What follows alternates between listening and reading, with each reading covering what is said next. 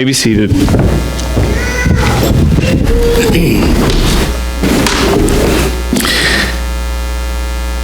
Last week we heard these Spirit-inspired words from Ephesians chapter 5. Wives, submit yourselves to your husbands as you submit to the Lord. Now, if any of you perhaps think that is too high a calling for a wife, wait until you hear what he says next to husbands. He has even more to say to the men in the marriage, and I am convinced that the husbands have the higher calling. Listen to this, verse 25 of chapter 5. Husbands, love your wives. Wives must submit to their husbands and respect them, as he'll say later in verse 33, as it has been pointed out by many Christian wives. That's not so hard to do when the husband takes seriously and does intentionally what Paul is writing here.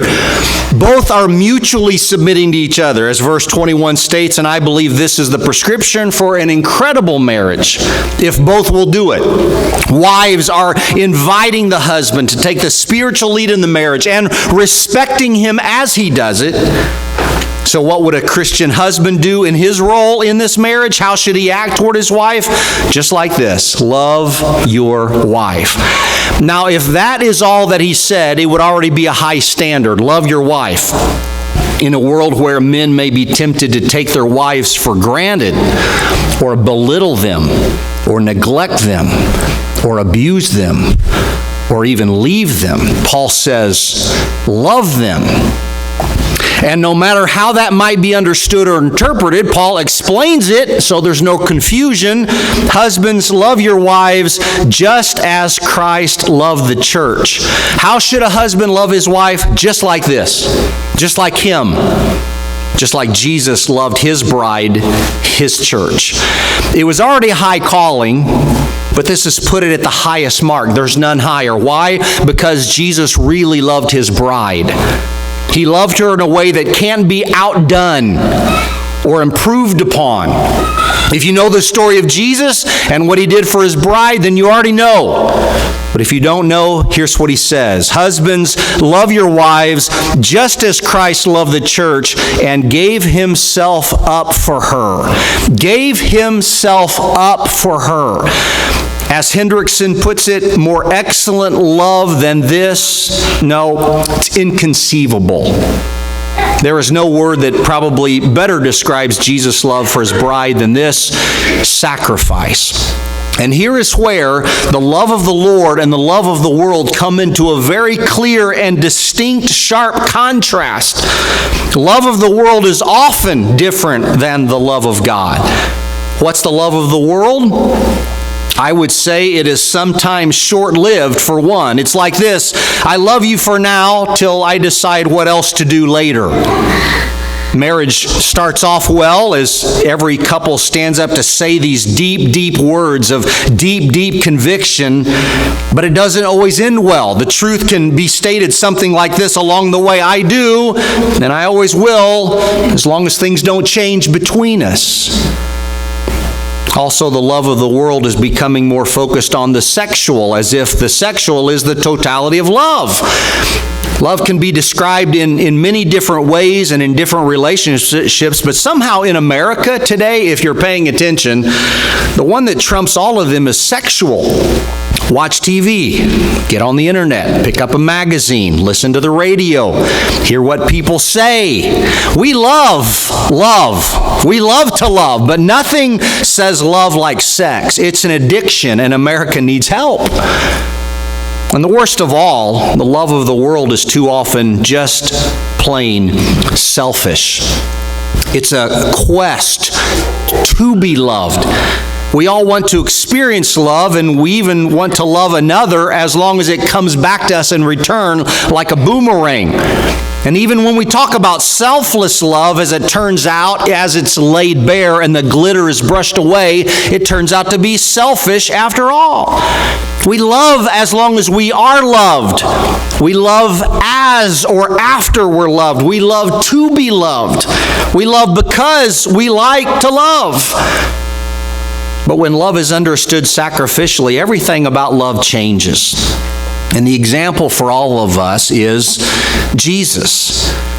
When his love is understood and then imitated, love becomes different, almost otherworldly, almost unrecognizable to folks today. Love is understood sacrificially, and then love becomes holy again. And that kind of love is pretty rare. It's wonderful, but it's not found in abundance. For those who love to love seriously, who follow the Lord in loving like he does, they end up finding something that is exceptional in their marriage and in other relationships. Because when Jesus loved his bride, he did it for her good, not his. He wants the best for her. He doesn't just love her, he loves and sacrifices in order to better her, redeem her, save her. And in order to do it, he has to die. So die he does, gladly so. And his death brings about this master plan for her. Do you know what that is? Keep reading. To make her holy. He gave himself up for her to make her holy, cleansing her by the washing with water through the word, and to present her to himself as a radiant church without stain or wrinkle or any blemish, holy and blameless. This is where we come to understand the difference between what Jesus can do and what we can do as husbands. Even with our best intention, we can't pull this off. This is beyond us. This is the mystery that Paul is trying to explain. Because if he can explain this to the church of what Jesus did for his church, then he just might change everyone in the church and all of their marriages too. Jesus' whole goal in dying was to save his bride. He wanted to clean her up, to take away her sin and every mark she had. The smudges, the spots, the wrinkles, the blemishes, everything that marked her and made her bad.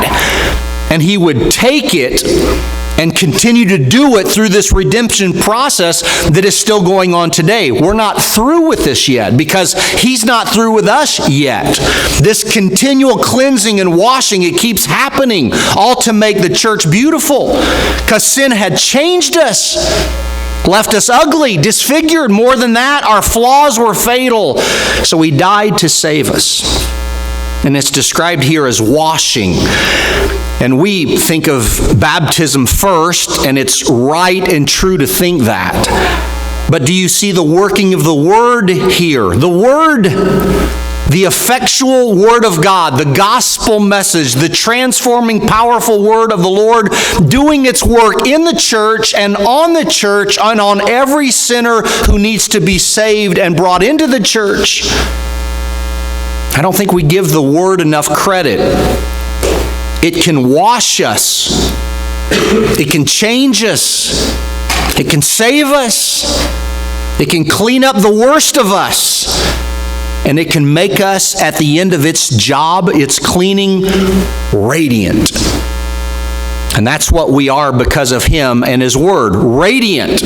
Not naturally beautiful. He died to make us beautiful. He did the work. He did the dying. He did the cleansing. He did the saving. He made us beautiful through his word, through the washing, to make us holy and blameless. And he's looking forward to the day that we will also long to see, the day that he will then officially present us to himself in this grand wedding ceremony. Us, nothing short of glorious, glowing even, brightly shining, pure and brilliant, radiant. I can't wait for that day, and neither can he. It's why he has done all of this. And this is the lesson for us husbands in the church today. Listen, husbands. And don't just with your mouth or in your heart give a hearty amen. Do it. In the same way, husbands ought to love their wives as their own bodies. He who loves his wife loves himself. After all, no one ever hated their own body, but they feed and care for their body, just as Christ does the church, for we are members of his body. So the message for us husbands, love your wives just like that. And if somehow you think the idea of headship has gone to our heads and we somehow think that this is about great authority and great power, come back to this passage, read it again, and keep rereading it until you see what is clear, until it sinks in. What we find here is this: it's more about responsibility than authority. It's more about service than power. And it's really a no-brainer, because he says, sit down, class, I want to tell you in an elementary way what you should know. A child should get this. You don't have to be a scholar to understand it. If we men are heads of our wives, then what would we do with our bodies? Let me think about that for a moment. If I am the head of the body, if I am over my wife, what could I do with my body? Let's see. Think about it for a while if you'd like. Take your time. Go home, chew on it. I would think the answer would be, with every one of us who is normal, to take care of my body. Yes, genius. Yes, I would care for my body and feed my body. I would be good to my body. Yes, that's it. That's how marriage should be. And this is how marriage is intended to work. This is how God designed it to be. And I think even if I have read this next verse and next verses nearly all of my life, I think I'm still coming to understand this in the experience of my own marriage. As he says this, for this reason, a man will leave his father and mother and be united to his wife. In the Old King James, the leave and cleave. And the two will become one flesh. This is a profound mystery, but I'm talking about Christ and the church. Paul goes back to an old quote from the oldest of sources, the old Moses' book called Genesis. And from the beginning, as God planned it, this is what God did in the moment. He made man, and then he made man's woman out of man and brought woman to man, and he made them one. So man comes from the ground, woman comes from man, and both come from God. And when God made the two one, he made them compatible. They fit together. And not just sexually, but yes, sexually. And I think we should in the church never fear talking about this one, even if it embarrasses every one of our children and grandchildren, because it's right, and it's beautiful, and it's godly, and it's designed for pleasure and for procreation and for, get this, unity. To bring two together, to bring husband and wife together as one. It's what it's designed to do and to be, and it can do what nothing else can. It's powerful. And so if the husband and the wife are truly one, sexually, physically, emotionally, relationally, spiritually, then how should a man treat his wife? Here we go again with the no-brainer thing. If you men have a body and you love your body, then take care of your body. If you are the head and therefore you are in charge of, responsible for the care of your body, then care for your body. And if you are truly one and there's really no major distinction between the two in marriage, in the role, then take care of yourself. Your body, your bride, your treasure, she is one with you. You are in this together. So marriage is something of a wonderful mystery. And while Paul is describing this, he's also on a deeper level pointing to the great mystery that's not a mystery anymore because it's being revealed.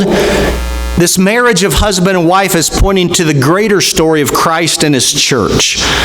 If he, the Lord, can care and love and die like that for his bride, then husbands, it's time we step up and treat our brides that way too. And so he ends with words for both husband and wife, verse 33. Each one of you also must love his wife as he loves himself, and the wife must respect her husband. Men, boys, young and old, you don't have to be married. But if you are married, you're blessed. You can be single and be a great blessing to God. You ladies too don't have to be married. But if you are married, you are greatly blessed. Proverbs 18:22, he who finds a wife finds what is good and receives favor from the Lord. Proverbs 19:14, houses and wealth are inherited from parents, but a prudent wife is a gift from the Lord. So we men and husbands want to say, that's right. That is right. And love your wives, yes. Then it's time also to say, we haven't always done a good job with this. And when you read Ephesians, as Hughes will put it, there is no honest Christian husband who can hear the words that we just read from Paul and not feel the punch to the gut. It hurts, because I think, if we're honest, we know how much we have failed in this way. And I think last week, wives could walk out of here saying, I have not done a great job of submitting to my husband as I have to the Lord. I have not respected him as I should. Okay, wives, time to change. And now it's our turn, men. We have been content to sometimes bring home the bacon, change the oil, once in a while change a diaper or two, balance the budget, and figure if we aren't beating them and saying we hate them, then we must be doing a decent job of loving them. And that is not true. So we turn here and we find out in the Scriptures, if that is the goal, if that is how I am to love my wife, then just how much have I let her down? Because if my calling is to love my wife as Christ loved his bride, then I have failed. And it's a good day to start over and start loving them properly. I don't like to talk badly about the preacher, even though some think that's their favorite pastime. But I will tell you what maybe you don't know. I went away to Men's Encounter, and I came home humbled and challenged. And I said some things to my wife afterwards, and I said, I got to start over again. So the guy standing before you has decided to be a better husband and father. So, join me, men. Come walk the road with me too. Let's learn to love our wives all over again, if we haven't done a great job, and maybe you have. Let me encourage you. Love her. Tell her. Show her. Get on your knees and beg her forgiveness. Change a little here, and then maybe a lot over there. And you may find, as I have, that you have a woman of grace who loves to be loved by me and forgives even when I have failed her. And she has showed me mercy just like the Lord has, and I owe that to her. But she deserves better, as I figure your wife does too. So in the Gentry house, we've decided Satan will not win this, and he will not divide us, and we will be one as God intended. And even when she fails me at submitting and respecting, and even when I fail her at loving as he has loved his bride, the Lord, we will both keep coming back together and holding on to what we have promised and what we have done. And someday you may hear that I take a bullet for her. But I kind of think while most men would gladly take a bullet for our wives in one big last moment of great sacrifice, I think the harder part is to daily love our wives with the love of the Lord sacrificially. So maybe let's get our manhood back, gentlemen. A manhood that is modeled after the Lord, who loves his bride so much that he would rather die than live without her. Let's commit to being the kinds of husbands our wives desire: a caring husband, a loving husband, a praying husband, a staying husband. And let's hold it in our heads, the memory of that day when the most beautiful woman walked down the aisle. Do you remember? Do you know the day, the feelings, the smells? Do you remember what you said? Maybe many things, but at least 2 words should have been powerful. I do. Do you still? Do you remember on the day that you would treat her like the best thing you'd ever seen, worth far more than money? She was it. She was the one. She was priceless, treasured, the very best in the world. That's why you did what you did on that day. You gave her your name, you gave her your love, you gave her your promise. Do you remember? Get that back, men. Hold on to that picture, because that picture is the picture that drove Jesus to the cross of his bride. The beautiful image of his bride that he would have to die to see. The one in her purity and grace and perfection and holiness that could only come because he died. And if you somehow lost that image of your bride, then get it back again and hold on to it. Change the way you see her. Change the way you treat her. Look again to the cross, and then do a better job in your marriage and in your home. Last week I said this: every man desires to be respected. Every husband longs to have the respect of his wife and children. If you don't believe it, you don't know men. Every woman desires to be loved. Every wife longs to have the singular, sincere love of her husband and children. If you don't believe it, I don't think you know women. So husbands, your wife should never doubt that you love him. If you haven't told him in a while, try something new. They may fall on the floor, but just say these words: I love you. And do more than that. Show them. Open a door. Speak kindly. Compliment sincerely. Touch her hand. Grab her arm. Massage her feet unless she hates it, and don't touch them. Be gentle. Be gracious. Be sensitive. Speak words of life into her ear. Pray for her, in front of her, and love her supremely. Don't let anybody tease her or tear her down, and above all, don't you either. She is a daughter of the King. She is first and foremost loved by him. She is your treasure, your helpmeet, your wife, your beautiful bride. And I hope you are ready to die for her. The Scottish Sun told back on October 6, 2017, that a British couple celebrated their one-year wedding anniversary by visiting Yosemite National Park. But it turned tragic when a rock slide came down upon them. Andy, the husband, used his body to shield his wife, Lucy. And he took the brunt of it, and his life ended, but hers continued. His last act of love saved her. As the Mirror reported back on July 25th, 2016, central China was hammered by these floods and landslides, left 130 or more dead. The stories were heartbreaking as the news came out. It was in Jingmen City in the Hubei province where a 72-year-old woman was rescued by these military men as she clung to a tree as the flood waters rushed past her.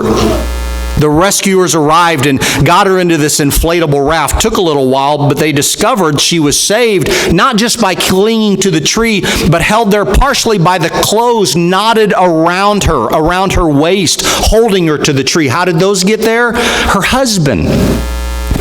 He used his own clothes as a makeshift rope, tied her to the tree before he was washed away, sacrificing himself for her. The Express published an article July 15, 2016, describing the events that happened in Nice, France. Maybe you saw it on the news. Couldn't have missed it, huh? As the country celebrated this wonderful thing, but it turned ugly as this terrorist drove a truck down the crowded street, killing as many as he could hit, running them over. Anais was heavily pregnant, the article says. At the time, she was walking down the road with her husband, Timothy. Just before the truck struck them, Timothy pushed her out of the way, and he took the impact, and he died, saving his wife and future child. And as the Daily Mail told the story on May 27, 2011, that we have come to know here because of how close it hit to home. Joplin, Missouri, as a tornado with some 200-mile-an-hour winds leveled parts of the city. And on that Sunday night in the Lansaw home, Don threw his body on top of his wife as they both hunkered down in the tub in the bathroom. And the winds died down, and Bethany noticed her husband was turning blue, and even though she tried to get him some help, he died there, and they have been married for 6 years, but it ended when he exchanged his life for hers. Those stories of sacrifice are impressive. And if I could be honored someday to die for my wife and kids, I will. And I'll bet you would too. But I think the calling is not so much to go out in this tragic, wonderful blaze of glory at the end. The calling is for us husbands to daily lay down our lives for our brides, to see her as she was created to be, to honor her and value her and care for her and lead her. It is not to love her just because we love her, but to love her as the Lord has loved His bride, and daily, consistently to meet the highest calling. Which leads me to this. Do you know how much Jesus loved you?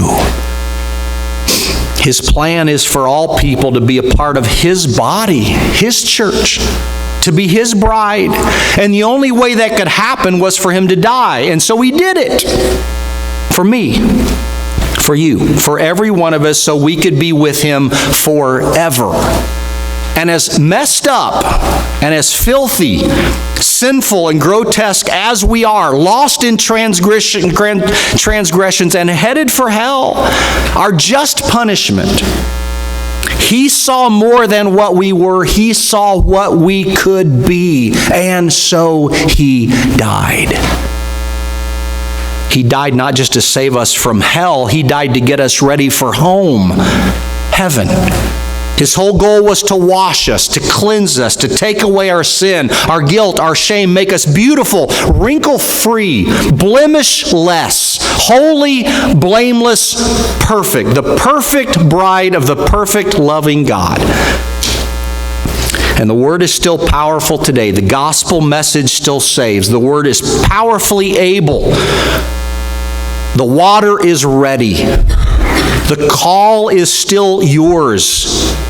And it is through water and through blood, through the Word and through the death, that we will be cleansed, redeemed, and saved. Believe it. Believe Him.